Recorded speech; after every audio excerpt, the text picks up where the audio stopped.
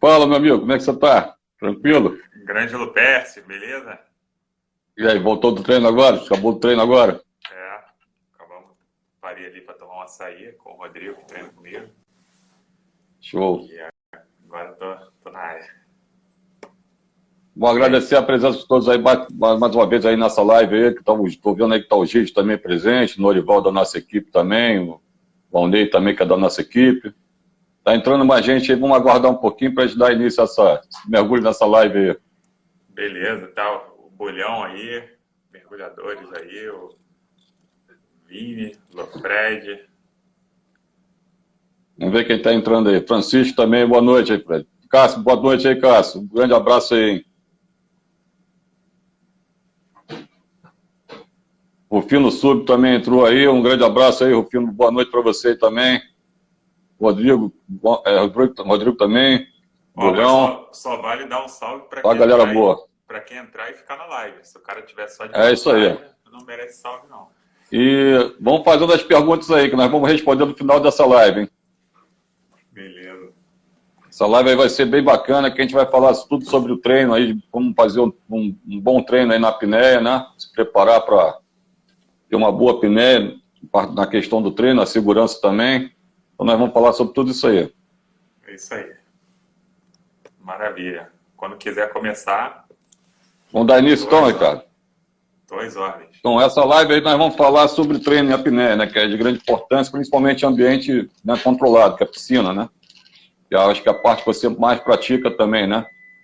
Você acabou Perfeito. até de voltar agora, acabou de sair de um treino agora. Exato.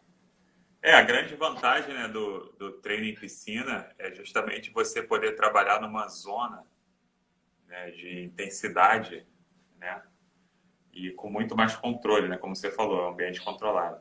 Então você consegue forçar mais, né, com total controle. É o que eu costumo até exemplificar, por exemplo, quem pratica pesca submarina. Pô, o cara nunca vai fazer, por exemplo, a distância de 20 metros, mergulhou a 20 metros e subiu. Pô, isso daí ele já está correndo um risco, né? Se ele não estiver bem acompanhado e tudo. Só que a distância total deu 40 metros. Né?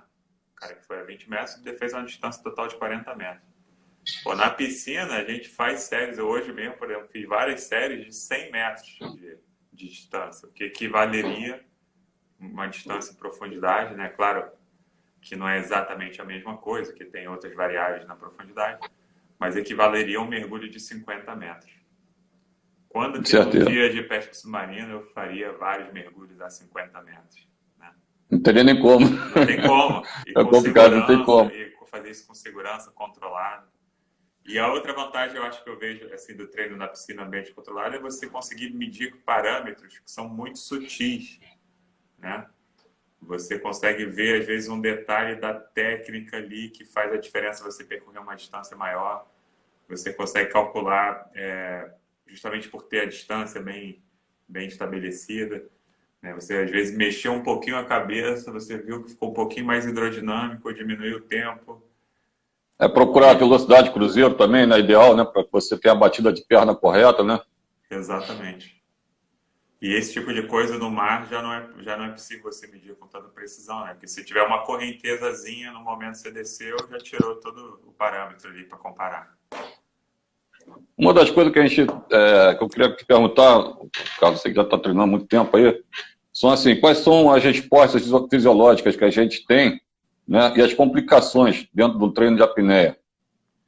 Então, a resposta fisiológica, a principal, você tem resposta de curto prazo e de longo prazo, né? De curto prazo, a principal é você vai aumentando a sua tolerância ao gás carbônico.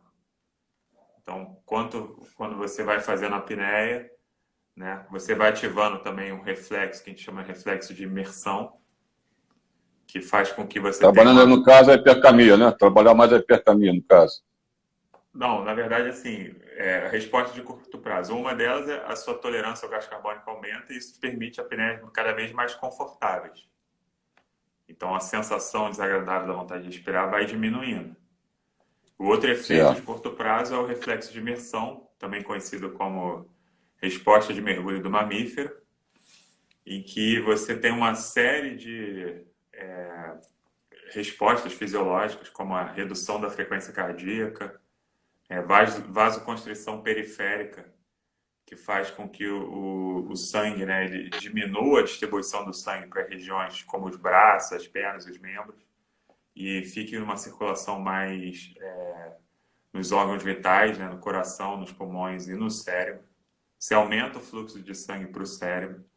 Seu baço contrai e libera mais hemácias para a corrente sanguínea. Isso tudo você vai ativando durante os próprios mergulhos. Aí quando você tem aquela sensação que abriu o pulmão, na verdade é todo esse reflexo aí que está em ação e que beneficia a sua apneia nos outros mergulhos.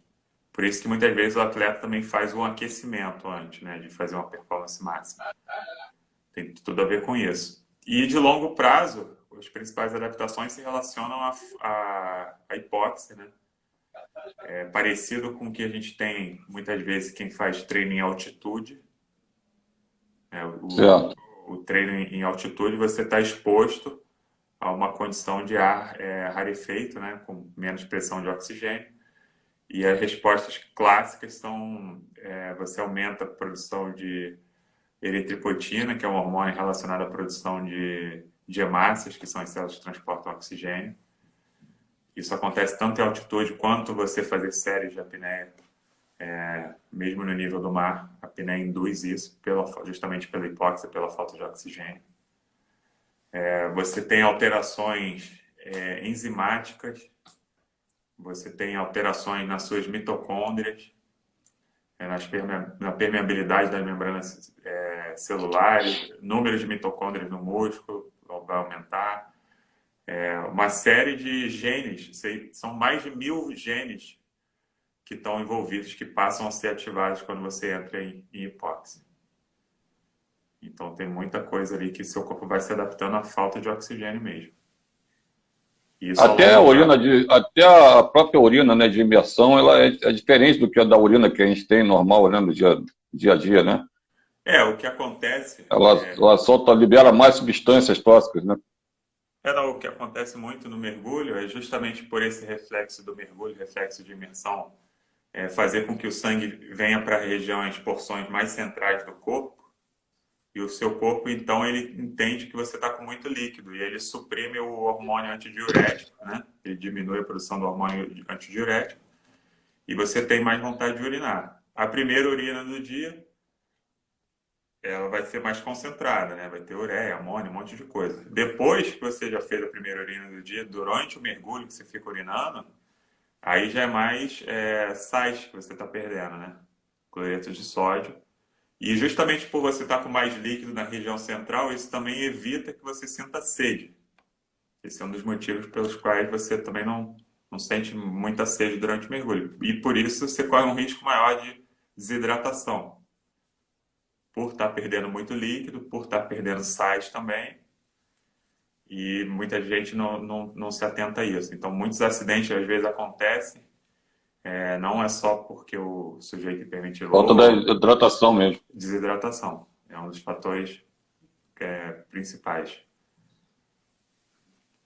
E quais são os fatores assim primordiais, cara? Você que já está treinando há muito tempo, né? Para que possa se iniciar um bom treino de apneia, para que o atleta possa desenvolver legal, quais são os fatores primordiais que ele tem que ter? Para ele se desenvolver? Cara, eu acho que tudo depende do objetivo, tá? Eu acho que ele tem que ter na mente dele uma meta muito clara onde ele quer chegar. Porque os objetivos são diferentes, os treinos vão ser diferentes para cada objetivo. Então, é claro que o treino específico da modalidade que a pessoa quer evoluir, esse vai ser sempre o melhor treino. Se o sujeito quer ficar bom na caça submarina, ele tem que fazer caça submarina. Se ele quer ficar bom na apneia estática, tem que treinar apneia estática. Mas uma disciplina muitas vezes ajuda a outra também.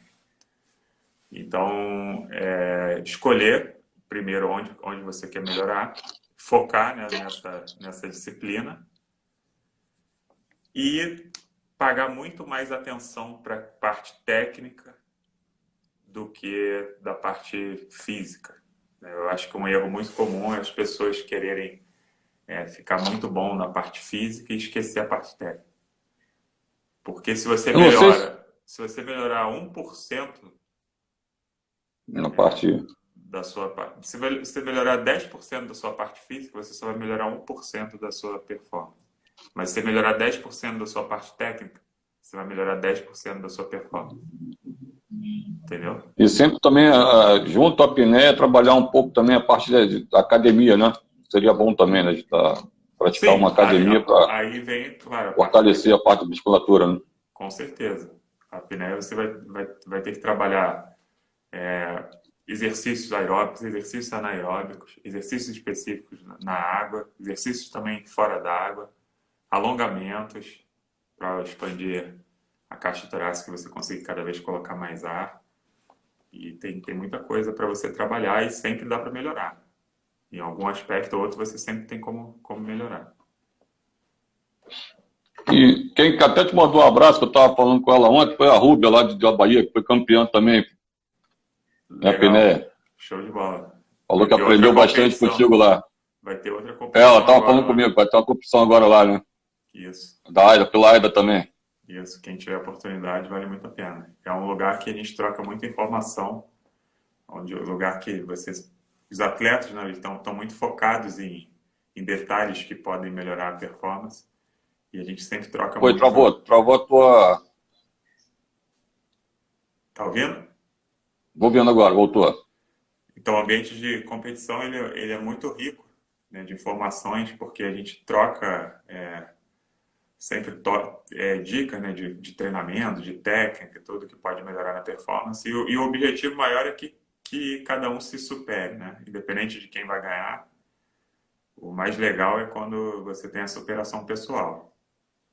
Então, é muito comum nos ambientes de apneia, de competição, os atletas se ajudarem, entendeu? Não estão muito preocupados em só querer vencer.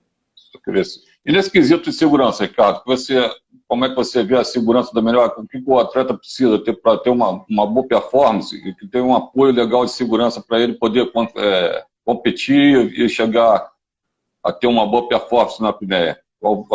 Quais são os fatores de segurança mais primordiais? É importante.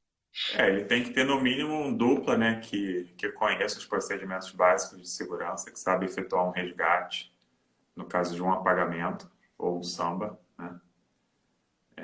Samba é quando a pessoa perde o controle motor, muitas vezes precede um apagamento, geralmente na saída, né? E o apagamento, né, quando desliga mesmo o cérebro por falta de oxigênio. Ele é justamente o órgão que consome mais oxigênio, então como se fosse um disjuntor desligando ali para salvar aquela pouca energia que ainda tem circulante. E você tem que saber como proceder, né, no caso de um apagamento, como você vai acompanhar o seu duplo na água, se a apneia for em movimento, né, você tem que saber nadar acompanhando ele, você é sempre com nadadeira dupla para acompanhar. Geralmente você bate a perna para acompanhar, você não vai nadar assim, batendo perna normal na horizontal, você bate perna de lado, porque assim você consegue manter as duas nadadeiras submersas e tem um deslocamento lateral maior para você conseguir acompanhar o seu duplo. E se acontecer alguma coisa, você intervir. Tem que saber, né, se você tem que tirar todo o equipamento de rosto, no caso do apagamento, tira a máscara, que é o principal, ou o grampo de nariz, o óculos, mas tem que manter tanto o nariz quanto a boca livre para a pessoa voltar a respirar. Certo. E tem um protocolo, né, que antigamente era blow tap talk, que é assoprar, dar um tapinha e falar com a pessoa para ela voltar a respirar. Você assopra o rosto aqui, isso estimula a pessoa, a glote que num primeiro momento fica travada, ela estimula ela a abrir para a pessoa voltar a respirar. Só que aí verificou-se que o tapinha, ele não tem comprovação de eficiência. Você dá um tapinha, não tem nada comprovado que isso ajude. Então, só torna o protocolo mais complexo. Então, foi eliminado o tapinha. Hoje é só assoprar e falar com a pessoa que ela volta a respirar. Agora, em relação a... a temperatura que a gente está notado lá, que a gente está até treinando, estamos treinando, né? E até pouco tempo atrás a água da piscina ainda estava com uma boa temperatura, e agora caiu muito. A gente reparou que a água caiu bastante a temperatura, então cai um pouco a performance também no treino, né? Cai E bastante. algum risco em relação a isso, em relação que possa, porque isso mexe com o ritmo cardíaco, né? A temperatura também mexe com o ritmo cardíaco. E existe algum risco de você estar fazendo um treino e ele não, o mergulhador ali, o atleta não perceber e se colocar em risco numa situação dessa, com água fria ou fazendo qualquer tipo de exercício que possa ser prejudicial a ele, nessa questão da água, da temperatura da água? Não, na verdade, a nossa tolerância ao frio, ela ajuda bastante a gente nesse ponto, né? A gente vai sentir frio insuportável antes de acontecer qualquer coisa que fique perigosa, a gente já vai estar com frio insuportável que vai querer sair da água.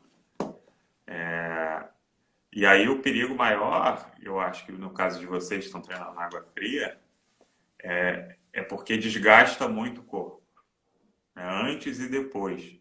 E o risco é da hipotermia, né? Você chegar a ter um ponto de hipotermia, ou baixar a sua imunidade por ficar se expondo tanto ao frio assim. Então, mas em termos de apneia, você fazer nesse frio que a gente está falando, provavelmente a água de vocês deve estar uns 21, 22 graus nessa altura. Nessa faixa aí. Não chega a ser um problema, não. O problema acho que está mais no mar, né? Quando às vezes o cara também está descendo em água, a água às vezes está fria na superfície, você chega no fundo, ela está uma outra temperatura muito mais abaixo, né? E aí pode ter uma complicação também em relação a isso, né? Engana muito. Às vezes você vai ali, pô, como é que tá a água do mar? Vai ali na praia, bota até a mão na água ali na superfície, bota um relógio de mergulho, pô, tá quentinha, 24 graus. Aí você desce 10 metros bate no fundo, tem uma termoclina, né? Porque a água mais quente, ela pode... sobe, né? Ela é menos densa, ela tende a subir, ela fica na superfície. E aí o sol batendo ali esquenta ainda mais. Aí quando você passa essa termoclina, já tá outra temperatura. Então eu gosto sempre de calcular minha roupa considerando essa possibilidade da água estar mais fria no fundo.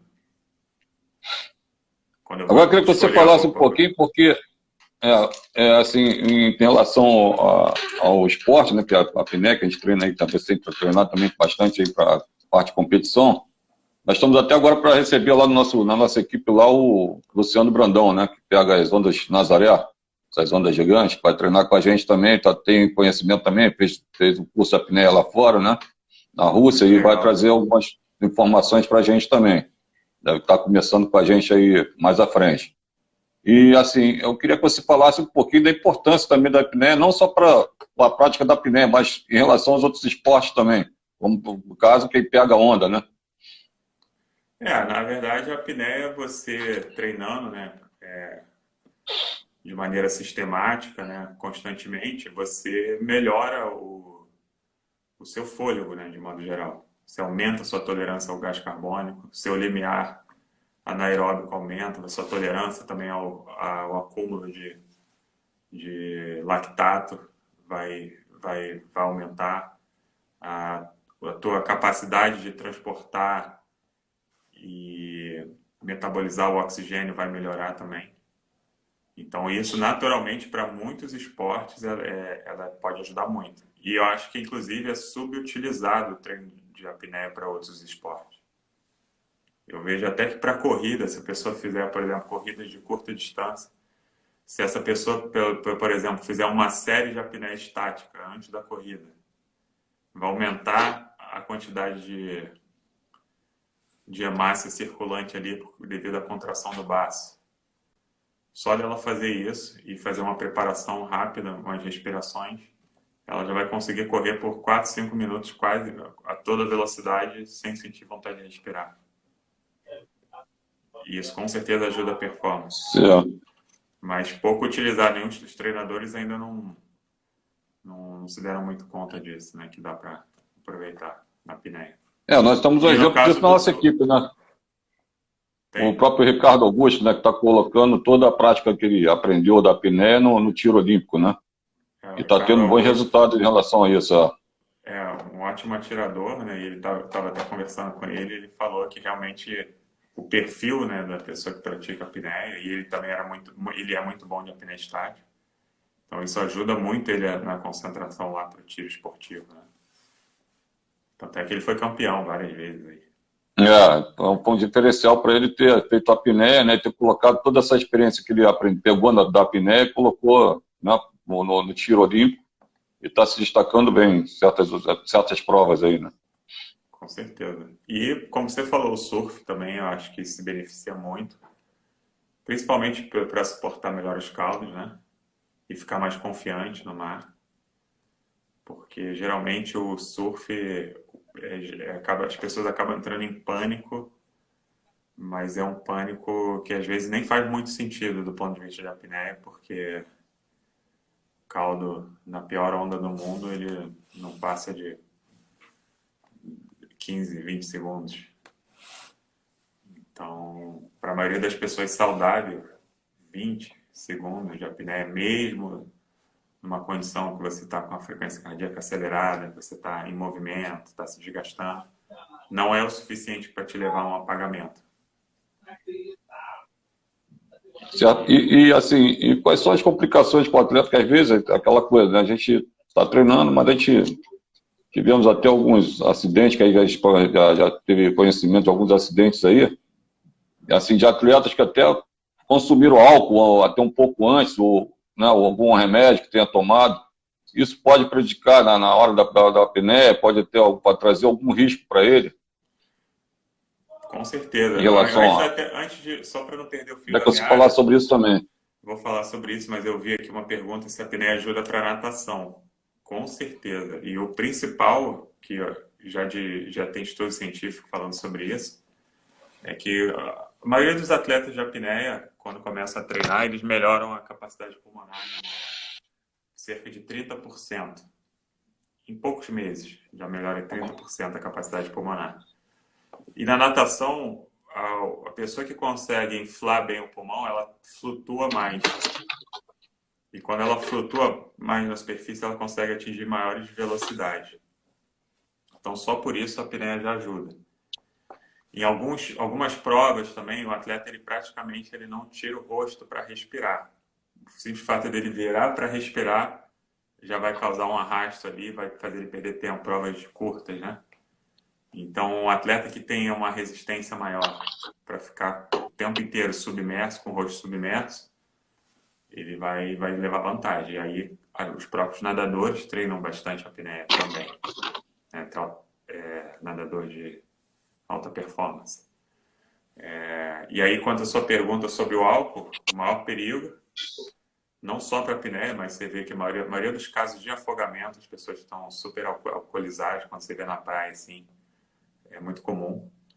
Mas o que preocupa mais no caso do álcool, até no dia anterior, é a questão da desidratação. Ele desidrata muito. E como eu falei, é um dos riscos associados à apneia, né? O sangue fica mais viscoso quando você está desidratado, prejudica a circulação, força mais o coração precisa bombear mais forte, mais vezes, atrapalha as trocas gasosas, uma série de efeitos negativos aí para a apneia. Negativo, né? E na questão de você, assim, para se preparar para uma competição, como é que você faz? Qual o tempo você treina, mais ou menos? Você tem um cronograma certo, uma planilha certa que você tem que obedecer ali para você fazer esse... Tem que ter a planilha, né? Claro. E qual o tempo, mais ou menos, você leva para uma preparação de uma competição aí? Então, idealmente, né, você se prepara. O difícil é você estar bem condicionado o ano inteiro. Isso é praticamente impossível, você estar no nível top o ano inteiro. Então, a estratégia, assim, por exemplo, você tem uma competição que vai ser em setembro, outubro. Você começa fazendo um trabalho basicamente físico. Muita parte física, academia, aeróbicos e apneia, assim, aos finais de semana, uma caça submarina, uma coisa assim. E pouca água, pouca apneia específica. À medida que vai se aproximando mais da data da competição, A data da competição? Você vai introduzindo cada vez mais água, mais treino específico, até quando você está perto mesmo faltando 1, 2 meses, Aí você fica direto na água. Você diminui bastante os outros exercícios e fica muita água. Hoje tem abordagens também que você também acaba tendo que fazer a musculação, principalmente no caso da apneia com nadadeiras, né? A musculação conta muito para a perna, principalmente agachamento, muito agachamento, agachamento em apneia. Isso faz toda a diferença porque o seu músculo também ele consegue aumentar a produção de mioglobina, né, que consegue armazenar oxigênio no músculo. Eu estou aqui sentado, se eu levantar rápido, estou aqui e fizer isso aqui, não deu tempo do oxigênio que está no meu sangue chegar no músculo. Né? Então ele depende do oxigênio que já estava ali disponível, que é da mioglobina e da produção de energia também da ATP creatina fosfato. Então, você conseguir melhorar esse sistema, aumentar a produção de mioglobina, com suplementação também conseguir melhorar esse sistema da ATP creatina fosfato, você já tem um ganho para a apneia. Tudo tem que ter um conhecimento fisiológico mesmo, né? Tem que estudar muito e se conhecer principalmente, né? Reações do seu corpo em relação ao meio, ao ambiente, né? É de grande importância, né? O cara poder desenvolver, né? Isso é o mais interessante da apneia, porque assim, você pode ter um treinador que vai fazer toda essa pesquisa para você e simplesmente vai lá, ó, treina isso, aquilo. Mas o que é instigante é você buscar a informação, né? Então, hoje mesmo eu estava lendo um artigo que foi escrito na década de 50, Journal of Applied Physiology, terceiro volume da Journal of Applied Physiology. E os autores estavam demonstrando, né, que se você fizer, nem era na época, pouco se ligava para a apneia ainda, né, naquela época, 1950. E o que ele demonstrou é que se você fizer uma manobra de valsalva, sem ser a valsalva de equalização, mas simplesmente encher os pulmões e criar uma pressão e assoprar contra, por exemplo, o seu próprio pulso, criar uma pressão, você consegue tirar sangue dos pulmões e aumentar a sua capacidade vital. Consegue inspirar ainda mais ar quando você faz isso. E aí eu tenho um aparelho aqui que é o espirômetro, né? É um aparelho que mede a capacidade pulmonar. Tem um aparelho digital aqui. Recomendo para quem treina apneia. E eu testei e realmente você consegue tirando o sangue do pulmão por aumentar a pressão intrapulmonar, né? Você consegue encher mais o pulmão. Então eu estou desenvolvendo técnicas especiais ainda para conseguir colocar mais ar nos pulmões, a partir de um artigo que eu li na década de 50. Eu estou discutindo isso com os atletas de elite internacionais, todo o pessoal gostou desse insight. Então, o meu protocolo que eu estou desenvolvendo é assim, na penúltima inspiração, dá uma bombada, faz isso aqui, só dá uma travada aqui, aumenta a pressão nos pulmões por uns 3, 4, 5 segundos. Aí solta todo o ar. Aí enche os pulmões todos. Aí no meu caso, que é uma apneia extrema, eu faço a carpa, né? Só que ao invés de fazer de uma vez, eu faço a carpa, travo para tirar mais sangue do pulmão e depois continuo completando com mais carpa. E assim eu consigo encher mais ainda. Assim, cabe lembrar que a carpa é uma técnica extrema que não deve ser utilizada assim, para pesca submarina, para apneia recreativa. É muito perigosa, pode machucar os pulmões. Mas é legal compartilhar isso com vocês, que eu estou testando e realmente vi que aumenta a capacidade pulmonar. Capacidade pulmonar. Você consegue encher legal, mais o bacana. pulmão. E qual seria o perigo você está falando aí na carpa aí, qual seria o risco de você fazer uma carpa em cima disso aí? Qual seria o problema que poderia surgir em cima disso? O problema é que nossos pulmões eles praticamente não têm terminação nervosa, né? Então você não sente dor para te avisar que você encheu demais.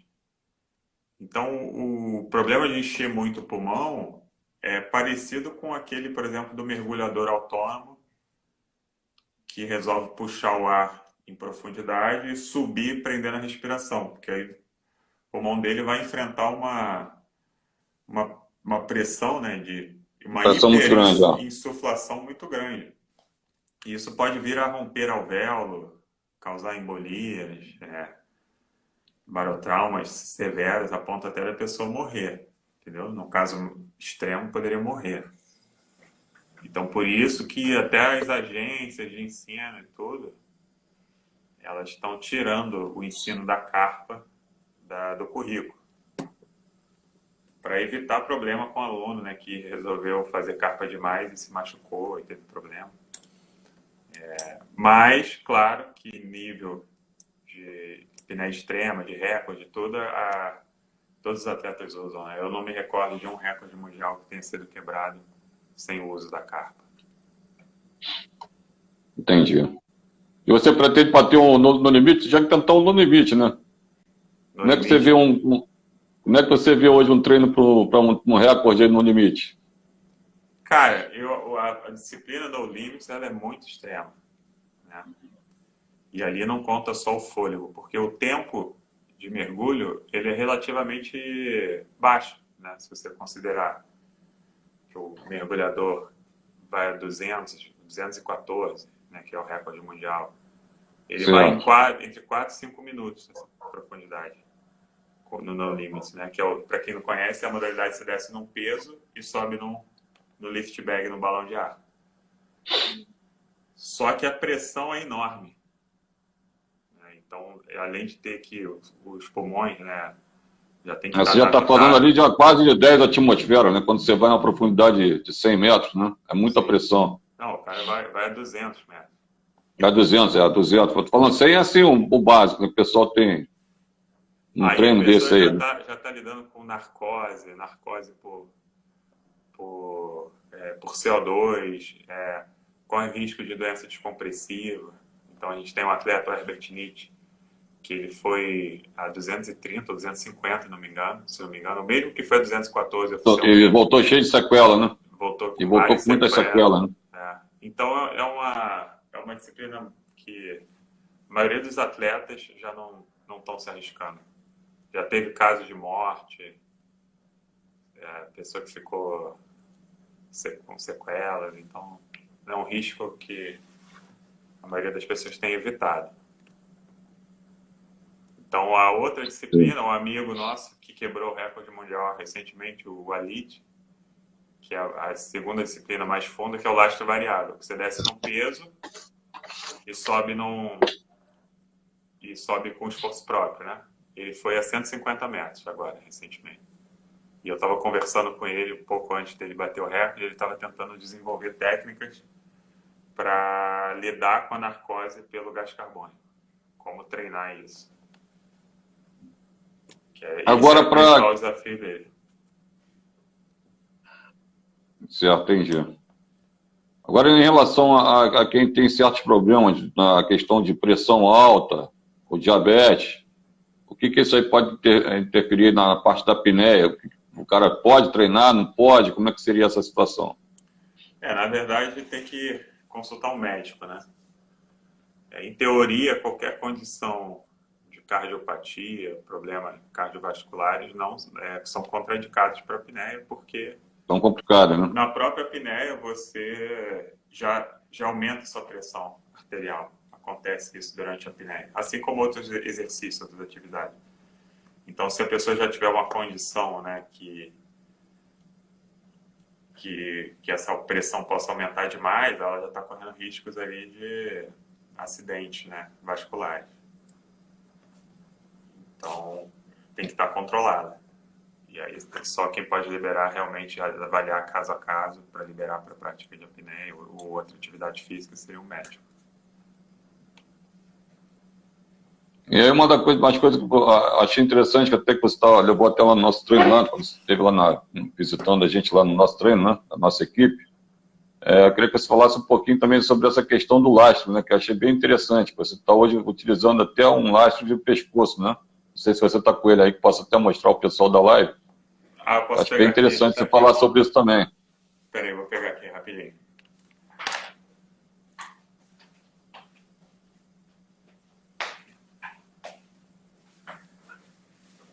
Então, o lastro de pescoço, esse aqui que eu tô,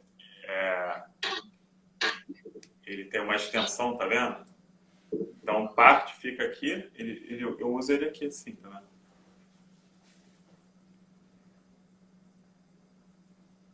Então, o próprio formato dele já é mais hidrodinâmico do que os outros lastros. Ele é todo anatômico, ele se ajusta ao teu pescoço, né? Exatamente, ele abre, ele fecha. É do francês chamado Chabaldi.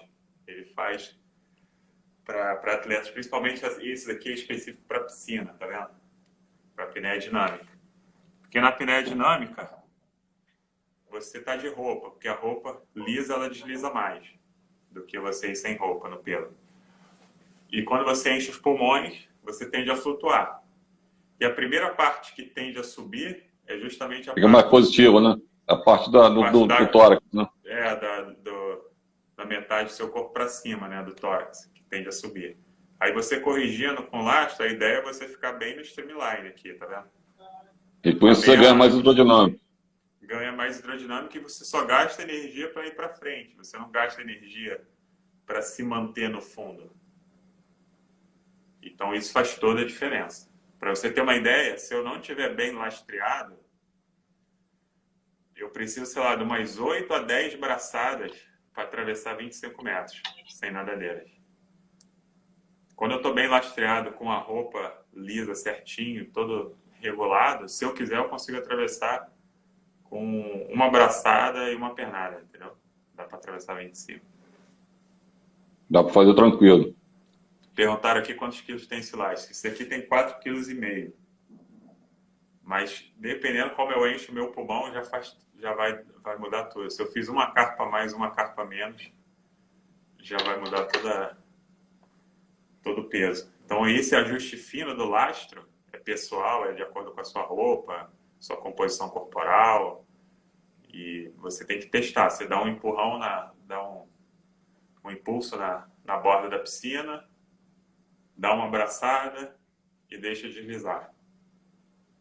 Se você, no final do deslize, estiver indo para o fundo, você tem que tirar lastro. Se você estiver subindo, você tem que botar lastro. Até você conseguir ficar praticamente a meia água. E a espessura da roupa, Ricardo, essa questão aí, ela tem que ser 3 milímetros ou de 2 milímetros seria mais ideal para poder... Tem até roupa de meio milímetro. Quanto mais fino, melhor. Entre meio e 2 milímetros, no máximo, para a piscina. Você estabilizar bem. Isso. E também proteger do frio, né? Dependendo do lugar. Às vezes tem lugar que a piscina é quente. Por exemplo, eu estive no Chile, no Pan-Americano da CMAS. A piscina era quentinha. 29 graus, 30, não lembro. Mas do lado de fora estava 0 graus. Tudo bem, no espaço da piscina devia estar 8 graus. Onde que a piscina era fechada, também coberta. Mas do lado de fora era 0. Uma diferença tanta, né? Dá para sentir bem, né? Muito. Só de você estar ali com o rosto para fora da água, você já passa frio. No momento que você já colocou o rosto na água, teu batimento cardíaco já dá aquela desacelerada, né? Sim. Já dá uma caída, né? E a água estando fria, aquela coisa que você falou aí, pode até ter um problema sério, né? Uma hipotermia ou até com perda da hidratação, né? O cara não hidratar direito, pode ter uma complicação, né? Para a apneia eu considero assim, o ideal é a água mais fria possível que não gere tremor, que não faça você tremer de frio. Que aí ela é até mais agradável de você conseguir e você estimula também mais o reflexo de imersão. Quando você está na água um pouquinho mais frio. Mas esse pouquinho mais frio que eu estou falando, no meu caso, de roupa, 28 graus, entendeu? É muito mais frio que isso. Tem atletas que conseguem, ficam fazendo aqueles treinos lá do Wim Hof, que é coisa de ficar entrando em banheira de gelo e tudo. Aí tem atletas até que gostam de mais frio do que isso, 22, 23. Mas eu, por enquanto, para a estática, se possível, até um pouquinho mais quente. 29, 30, para poder fazer um bom aquecimento antes. E o treino da estática, ela ajuda em alguma outra modalidade quando você faz as mais boas estáticas, que você procura buscar uma performance boa na estática, ela te ajuda em outras modalidades, ela te ajuda em desenvolver outras modalidades? Com certeza. A estática, eu diria que ela é base para todas as modalidades. Quando você aumenta o seu tempo de estática, geralmente você consegue aumentar também o seu tempo nadando submerso, por exemplo. Em geral, essa regra não é precisa, tá? Mas, em geral, você consegue fazer uma dinâmica mais ou menos a metade do tempo da sua estática. Não é essa regra 100%. Mas, por exemplo, se você consegue fazer 4 minutos de apneia estática, quando você vai fazer uma máxima dinâmica, se você estiver num ritmo de cruzeiro ali, compassado, você conseguiria fazer uns 2 minutos. Então, no início, eu consegui bater vários recordes de dinâmica só com a minha estática. Eu treinava só estática, chegava na competição preparado para a estática, mas tinha prova de dinâmica também, eu me aventurava e às vezes conseguia bater um recorde mesmo com a técnica esdrúxula, mas estava com o fôlego ali bom da estática. O Henrique está pedindo a foto do lastro, depois me dá uma chamada lá no direct que eu te mando. Te passo lá como faz para conseguir, se tiver interesse. Em relação aos benefícios que o mergulho de apneia, a prática de apneia pode trazer à saúde da pessoa, quais são os benefícios em cima disso aí, Carlos? Queria que você falasse sobre isso também. Cara, você, de modo geral, você melhora, né, a sua capacidade pulmonar. Respiratória, né? A capacidade respiratória. Se você... Assim, tudo depende do tipo de apneia que você está fazendo também. Eu não vou falar que é saudável você ficar fazendo apneia extrema, forçando o tempo todo, chegando para perto do limite, perto de apagar. Já tem alguns estudos mostrando que você pode ter alguns problemas até de perda de memória, de curto prazo. Pessoa que está forçando muito direto.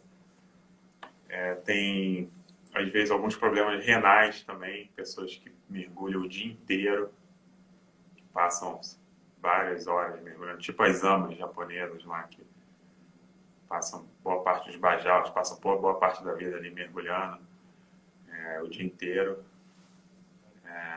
Alguns problemas ósseos também, pessoas que...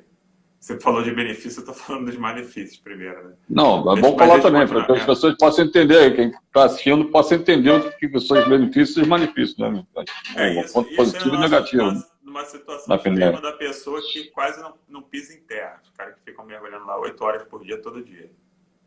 Porque até para calcificar melhor, você precisa de um mínimo de impacto ali, tá pisando no solo, tal. A pessoa que fica só na água, pode ter algum problema de uma fragilidade maior nos ossos. Agora, de benefício, você vai ter um melhor aproveitamento do oxigênio. Você tem muitas vezes o que a gente chama de angiogênese, né, que é a capilarização e a formação de novos vasos sanguíneos para irrigar determinados tecidos que antes não chegava tanto sangue. Justamente por você estar se expondo à falta de oxigênio, eles criam novos vasos sanguíneos. Então, numa condição normal, você está até oxigenando melhor do que oxigenaria se você não tivesse passado por esse treino, entendeu? Certo. E qual exercício aí você aconselha que a pessoa, que nós estamos vivendo essa pandemia aí, né? Que tá a pandemia aí dessa Covid, né? Muita gente aí, às vezes, até por não fazer, por falta de exercício, né? Estão pegando e estão tendo aí casos complicados, né? Nessa questão da Covid. Qual exercício aí você indicaria para que a pessoa possa fazer e ter uma melhora, e até melhorar, no caso, venha a pegar essa Covid, ela tem um pouquinho mais de resistência em cima disso? Então, isso assim, não dá para falar que o atleta de apneia ele vai estar isento de ter uma complicação por Covid. Isso ainda está muito cedo para afirmar isso. Precisa para poder afirmar, né? Muito cedo, porque a Covid é uma doença sistêmica, ela ataca vários órgãos de diferentes formas, e cada pessoa responde de uma maneira. Então, às vezes, o cara pode ser um grande... A probabilidade de um atleta, isso já tem estudo mostrando, que um atleta ficar mal e parar em hospital é muito mais baixa. O esporte reduz, o esporte regular, qualquer esporte, reduz o risco de complicação. Mas qual era a pergunta? Os exercícios. Os exercícios que a pessoa pode fazer, os melhores, assim, que depende de menos, que não precisa de outra pessoa ali 100% do tempo acompanhando, é a apneia no seco, né?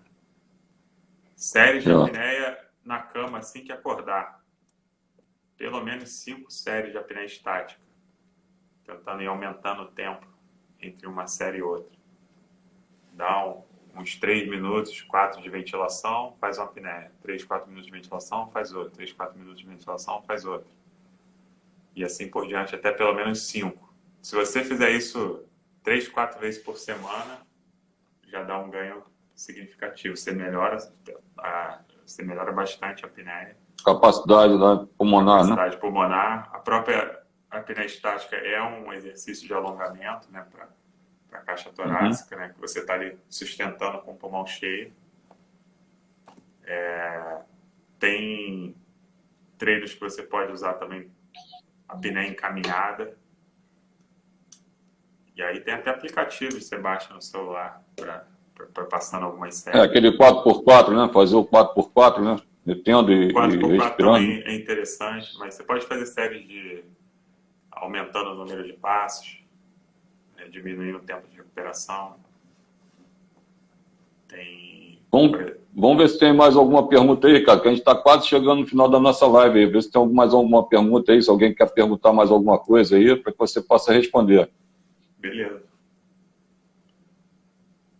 Vamos ver se tem mais alguma pergunta aí que a gente tenha ou não tenha visto. Depois aí. entra no meu Instagram também, eu volto e meio passo alguma coisa. Tem exercício que você faz com o peso do próprio corpo, recuperando, fazendo exercício em apneia, recuperando, respirando, ou então fazendo o exercício respirando e recuperando em apneia, recuperando, né, entre aspas.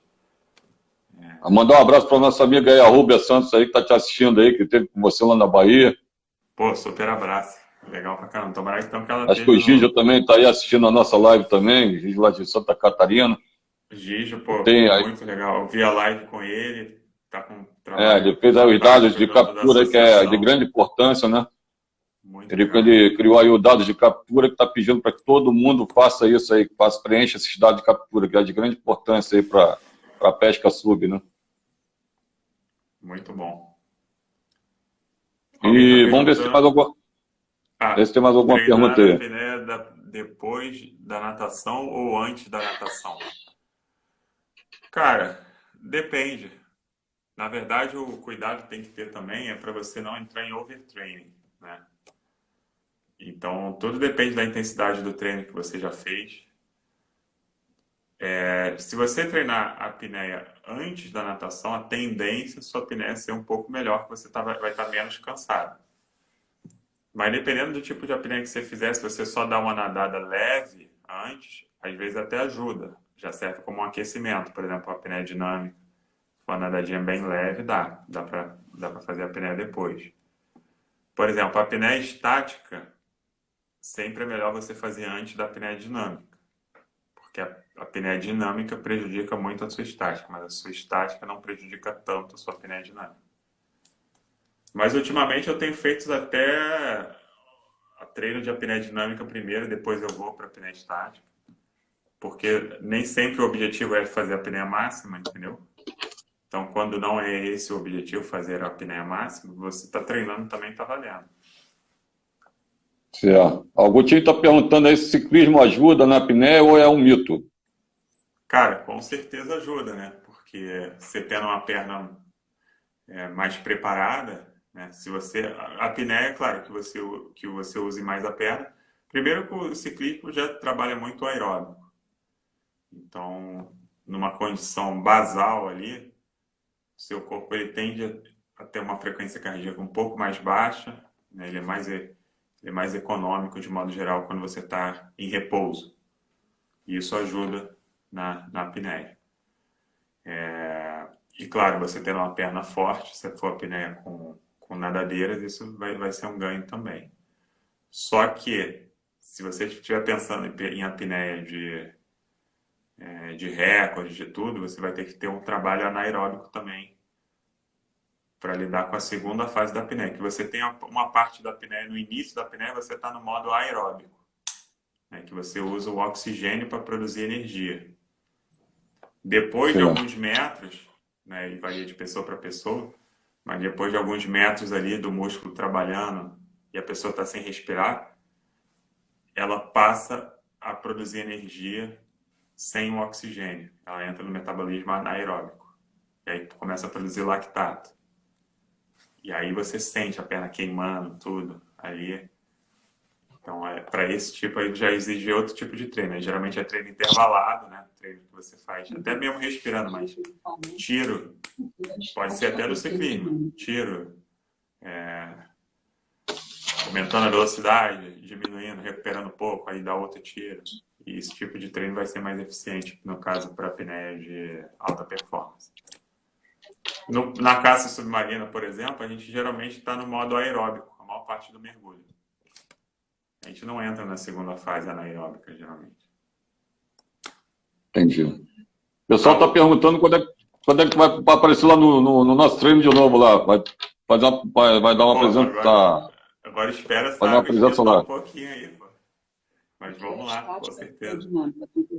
O pessoal está perguntando, acho que tem alguém aí que não conhece direito sobre o assunto, mas está perguntando o que é de estática e o que é dinâmica. Eu queria que você explicasse aí, explicar aí que está mais... Estática, prender a respiração o maior tempo possível. Você bota o rosto na água, né? A regra, né? Você tem que estar com o nariz e a boca submerso. Ficar o maior tempo sem respirar. Né? Sem respirar. E as pessoas escolhem ficar estático, parado, né? Justamente para economizar energia, economizar oxigênio e ficar mais tempo. E dinâmica é a apneia em movimento. Quando a gente fala de dinâmica, geralmente está falando apneia em movimento na piscina, que é atravessar a maior distância horizontal embaixo da água sem respirar. O Vandeco, lá do Ceará, grande Vandeco, ele está perguntando se posso falar um pouco sobre o treinamento da apneia expirada. A apneia expirada, você solta o ar, né, e entra em apneia. A vantagem desse tipo de apneia é que você, se você estiver falando assim, no seco ou no nível do mar, ou em piscina ou no seco, esse tipo de treino, a vantagem é que você já entra em hipóxia com baixa de oxigênio muito rápida. Assim que você solta todo o ar, você já está praticamente em hipóxia. E o que levaria normalmente 4, 5 minutos para você chegar a, por exemplo, 80% de saturação, você consegue fazer isso em 1 minuto. E fora o risco também, né, Ricardo? Você se coloca uma pressão muito grande, né? Internamente, né? O problema é que você aumenta muito o risco de apagamento fazendo esse tipo de treino. Então, é um treino avançado. E se você estiver na água, a chance de inalar água é maior, né? Porque você nem vai ter aquele reflexo de soltar o ar, né? De você relaxar a glote e soltar o ar, porque não vai ter ar para soltar, vai estar um vácuo ali que a tendência é a água entrar de uma vez, é mais perigoso. Mas assim, para fazer, por exemplo, a apneia fora d'água, eu já acho legal. Que aí tem exercícios. Por exemplo, se você fizer 10 séries de apneia estática sem ar nos pulmões, você consegue fazer um treino rápido e muito eficiente em termos de expor o seu corpo à hipóxia. E quanto mais você expõe o seu corpo à hipóxia, mais adaptações à própria hipóxia ele gera. Então, ele estrategicamente é um treino bem interessante. Dá para fazer apneias encaminhadas, sem ar também, ou então meio pulmão. Isso no seco, né? Isso deixando claro que é no seco, seria no seco, Meio pulmão, apneia sem ar total. Mas dentro d'água também se usa esse tipo de treino para quem está buscando grandes profundidades. Você já começa a apneia no volume residual, né? E aí, se você descer 5 metrinhos, já é equivalente a você estar mais de 50, 60 metros de profundidade. Então, também é um treino avançado. Perigoso. Se colocando em uma pressão, é complicado, né? Pode dar pressão, né? Você está se colocando uma pressão como se fosse quase 5 atmosferas aí. Exatamente. E aí tem que ser no cabo, na boia, com supervisão, com todo. Não é um treino assim que vale a pena se você não realmente estiver buscando, estiver nesse nível de muito fundo. É. Nós chegamos a praticar isso na piscina, né? Um tempo atrás, quando a gente começou a treinar lá atrás com o Ricardo, a gente fazia ainda 10 contrações para o abdômen lá embaixo, como fosse o abdominal, né? A gente descia sem ar nenhum para o fundo, ainda fazia 10 contrações lá embaixo do abdômen e subia. A gente ganhava muita resistência com isso. Esse já é um treino avançado. E também o que acontece é o seguinte, assim, a sua percepção da vontade de respirar, o gás carbônico, você não dilui ele, né? Quando você está sem ar no pulmão, sua diluição do gás carbônico diminui. Quando está com o pulmão cheio, você dilui mais o gás carbônico. Então a vontade de respirar ela vem mais cedo. Só que dependendo da maneira que você ventilou antes, às vezes se você começar a apneia com pouco gás carbônico, você pode chegar a uma hipóxia muito rápida, sem mesmo ter vontade de respirar. Então, sem ter nenhum sinal, né? Você nem sente vontade de respirar, pode estar apagando ali com 2 minutos, já pode estar apagando. Então é muito perigoso. Cara, acho que já está chegando já no final da live. Vamos ver se tem mais alguma pergunta aí. Que alguém perguntou mais alguma coisa, vamos ver se... Perguntou assim, Ricardo, qual exercício eu posso fazer antes da caça?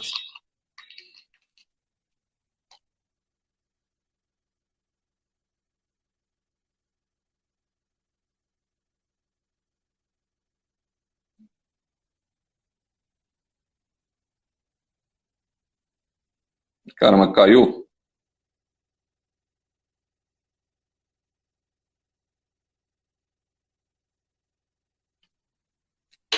Vê se ele vai voltar aí.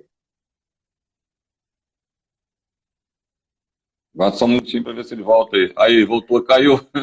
Cara, isso aí Aí, aconteceu. fala aí, vamos... Eu fui rolar as perguntas, sem querer eu rolei a câmera pro lado, eu fui parar em outra live. Aí caiu. Vamos lá. Qual seria a pergunta mesmo? O que pode fazer para se preparar para caça submarina antes? Cara, se você for muito fominha, você já no barco pode ir fazendo umas apneias assim de aquecimento. Para você já entrar na água com o pulmão aberto, né, entre aspas. Já faz umas sériezinhas de apneia até as primeiras contrações só, até a primeira vontade de respirar. E aí você já vai com o pulmão mais aberto. Mas eu diria que não há necessidade de fazer isso. Você pode começar um mergulho em locais mais rasos, recomendo sempre. Começa no mais rasinho, tranquilo, vai abrindo o pulmão, vai se acostumando. A menos que você já tenha mergulhando todo dia, direto, tem que ser assim. Aí você eventualmente você pode fazer umas incursões nas profundidades um pouco maiores que você também esteja acostumado, mas depois volta para o raso. Fica assim, para também não cansar muito. Não cansar muito. O Norival está te mandando um abraço aí, da equipe está te mandando um abraço aí. Pô, Paulo obrigado. também, o AX, eu só tô lá da equipe lá, tá querendo a tua presença lá de novo com a gente lá, hein? Abração para Marca o todo dia mundo. pra gente poder aparecer lá. Abração para todo mundo. Pô, vê se vocês se animam de ir para Bahia, pô. Isso é maneiro pra caramba. Vamos ver, vamos ver. E vamos ver aquela questão também, né, Ricardo, do Vasco da Gama, né? Que ele está querendo, né, fazer uma competição lá. Vamos ver se a gente consegue aí colocar eles em contato aí com a CBPDS ou com a AIDA para que a gente possa fazer uma competição lá. Seria fantástico. Muito maneiro. Imagina fazer lá no Vasco. Que maneiro. Eu acho que eles estão querendo aí, vamos ver, né? Estão querendo botar uma equipe lá dentro. Vamos conversar com eles lá. Vamos ver se a gente consegue montar essa equipe lá no Clube do Vasco da Gama também, né? Para você lá para conversar com eles. Eles estão querendo, acho que, desenvolver essa modalidade, o mergulho, a apneia lá no Vasco da Gama. Pô, seria muito bom, muito bom. E aí depois vai vir Vamos marcar para a gente ir lá e conversar com eles lá. Vamos. Vamos ver se tem mais alguém aí que tenha feito mais alguma pergunta aí. Tá quase acabando aí a live. Vamos ter que sair daqui a pouco para poder salvar, senão essa live não vai ser salva. Ver se a outra não perdeu sem querer, né? Porque eu saí, né, sem querer, não sei se... Não, acho que não perdeu, não. E, cara, eu só de ver as perguntas aqui, eu já tô apertando um monte de botão que não deveria aqui. Não tô conseguindo ver mais pergunta, não. Valeu, Jolie, Gutinho, Jade, Noriva. Ó, o Gutinho aí está perguntando qual o tempo ideal para intervalo de superfície. Cara, isso vai depender do perfil do seu Na boa mergulho. opinião. Perfil do mergulho. Assim, se você ficar mais tempo descansando, não ventilando, né? Não é para ficar ventilando, mas se você ficar só descansando, relaxando, quanto mais tempo tende a ser melhor. E o tempo máximo assim que você vê benefício, até uns 5 minutos você vê benefício na apneia se você descansar mais. Acima disso não vai fazer muita diferença. Mas de corriqueiro, depende da profundidade que você está mergulhando, do objetivo, quanto tempo você ficou no fundo também. Mas uma medida bem segura seria uns 2, 3 minutos pelo menos. Para a maioria dos perfis de mergulho de caça. Agora, se você está indo mais fundo, né, aí já vai exigir mais tempo. Aí tem questões até relacionadas a doenças compressivas que você vai precisar ficar mais tempo. Mas se for um mergulho, por exemplo, para polvo, você está ali, mergulhando a 5 metros de profundidade, está ficando 40 segundos no fundo. Que Denário está dizendo aí que... Não precisa respirar 3 minutos para descer de novo, entendeu? Aí você 3 pode ir minutos. mais rápido. Já está quase caindo a live, Ricardo. Vamos só olhar aqui rapidinho. Tem o Denário, acho que está dizendo que treina na Austrália. Legal. Está na Austrália. Está na Austrália? Então aí Um abraço aí para você aí, meu amigo. Porra, então aí já é o quê? 10 horas da manhã? É isso. Estão adiantados.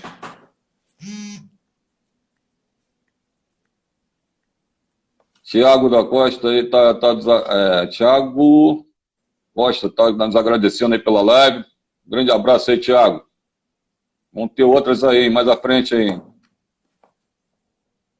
Maravilha, eu peço, parabéns pelo trabalho aí que você vem desenvolvendo, conseguindo chamar a galera toda, acompanhando.